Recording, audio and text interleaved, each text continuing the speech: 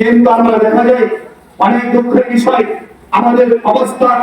আমরা অনেক বড় লোক আছি, অনেক টাকা পয়সার লোক আছি, টাকা পয়সার সম্পদশালী আছি।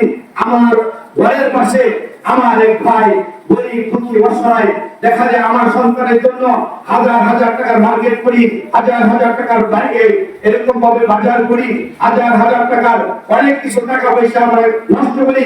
কিন্তু আমার পাশে একজন অসহায় ব্যক্তি, একজন গরিব মানুষ, একজন অসহায় মানুষ, একজন নিশ্চিত মানুষ, তার খবর আমরা নিতে চাই না। কি বলেন ঠিক কিনা?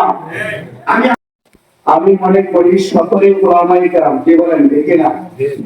সকলে ওলামায়ে কেরাম। আর ওলামায়ে কেরাম যারা আছে তাদের ভিতরে সকলেই বেশিরভাগই ইমাম, মাদ্রাসা শিক্ষক, মসজিদের মুয়াজ্জিন, কি বলেন ঠিক না?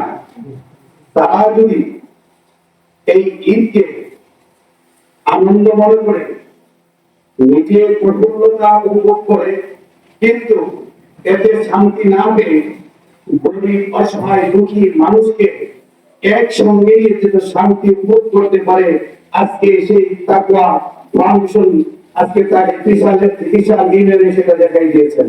কি বলেন ঠিক না? আজকে এখানে তাকওয়া ফাউন্ডেশন ওলামায়ে কেরামের যে সংস্থাটা, এটা যদি অন্য একটা সংস্থা হতো তাহলে দেখতে পেতেন মনের ভিতরে এতটা প্রবণতা আসতো না। এর কারণ কি জানেন? এর কারণটা হলো অনেকে নাম প্রকাশ করার জন্য আমাকে দাঁড়াতে বলবে, আমি গরিব মানুষকে ধন সম্পদ টাকা পয়সা আমি দিতেছি, আমি তুমুক। কিন্তু দেখেন আল্লাহর রহমতে এই তাকওয়া ফাউন্ডেশন নিজের নাম প্রকাশ, ব্যক্তিগত নাম প্রকাশ না করে একটা সংস্থার মাধ্যমে গরিব অসহায় মানুষকে বিতরণ করতেছেন। এতে আপনার খুশি না বাজার? সকলে বলি আলহামদুলিল্লাহ। তাই আমি ইসলামী আন্দোলন বাংলাদেশ তথা হাত পাকার পক্ষ থেকে আবার প্রাণ ঢালা অভিনন্দন ও শুভেচ্ছা জানাচ্ছি এই তাকওয়া ফাউন্ডেশন কর্তৃপক্ষকে। আসলে একজন গরিব অসহায় মানুষ তখনই তার কষ্টটা মুছে যায় যখন একটা বিত্তবান ব্যক্তি, ধন সম্পদশালী, টাকা পয়সাওয়ালা ব্যক্তি যখন তার পাশে থাকে। কি বলেন ঠিক না? যখন একটা অসহায় মানুষের পাশে, একটা গরিব দুঃখী মানুষের পাশে যখন একটা ধনাঢ্যশীল ব্যক্তি পাশে থাকে, তখন তার মনটা ভরে যায়, তার মনটা মধ্যে আনন্দ উল্লাসিত হতে থাকে।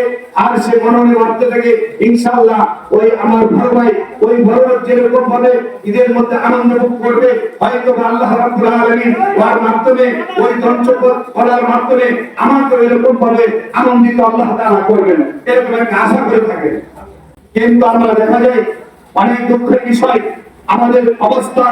আমরা অনেক বড় লোক আছি, অনেক টাকা পয়সার লোক আছি, টাকা পয়সার সম্পদশালী আছি।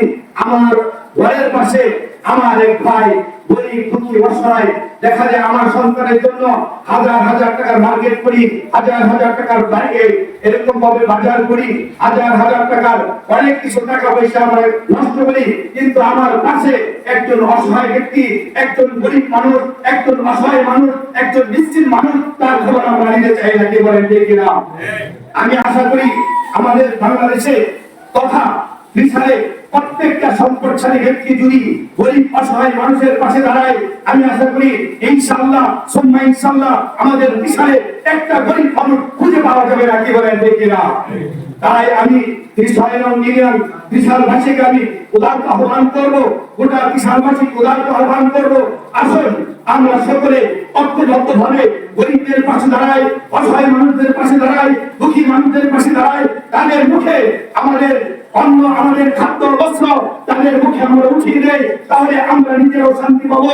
আল্লাহ তাআলা আমাদের উপর রহমত নাযিল করবেন, আল্লাহ তাআলা তিশালকে শান্তির ভরপুর করে দিবেন। তিশালে একটা আদর্শ, তিশাল একটা শান্তির নগরী হিসাবে আল্লাহ রাব্বুল আলামিন কবুল করে নেবেন। কি বলেন ঠিক না?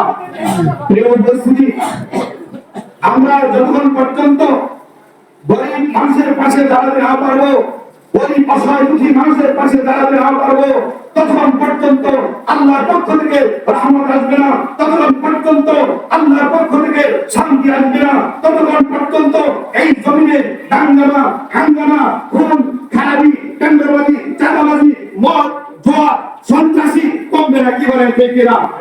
যখন বলুন আমরা রয়েছি, যারা ধন সম্পদ টাকা ছিল সংস্পর্শালী যারা রয়েছে, গরিবদের পাশে যখনই দাঁড়াবে এরকম ভাবে সন্ত্রাসী কমে যাবে, চুর কমে যাবে, ডাকাত কমে যাবে, হিংসু কমে যাবে, গাঁজাখুর কমে যাবে, এরকম ভাবে টেন্ডারবাজি কমে যাবে, মানুষ সভ্যে সমাজে পরিণত হবে। কি বলেন ঠিক কিনা? এই জন্য আমি আসুন আমরা সকলে ঐক্যবদ্ধ হবে, আমরা এই আত্মাত্মক ফাউন্ডেশনকে আমরা সহযোগিতা করি, তাদের পাশে থাকি, তাদের পাশে থেকে আত্মাত্মক ফাউন্ডেশনকে আমরা শক্তিশালী করি, যেন আজকে যারা গরিবদের মাঝে ঈদ সামগ্রী বিতরণ করেছেন, আগামী দিন যেন এর থেকে বেশি যেন গরিবদের মাঝে গরিবদের পাশে তারা থাকতে পারে। আমরা যদি তাদের পাশে সহযোগিতা করি, অবশ্যই আশা করি ইনশাআল্লাহ সুম্মা ইনশাআল্লাহ তারা গরিবদের পাশে থাকতে পারবে, গরিবদের সাথে তারা সম্পর্ক তৈরি করতে পারবে। আল্লাহ তাআলা আমাদের সকলকে এই গরিবদের সাথে দুঃখী অসহায় মানুষদের সাথে থাকার জন্য তৌফিক দান করুন। ওয়া মা তৌফিকি ইল্লা বিল্লাহ। আসসালামু আলাইকুম ওয়া রাহমাতুল্লাহি ওয়া বারাকাতুহু।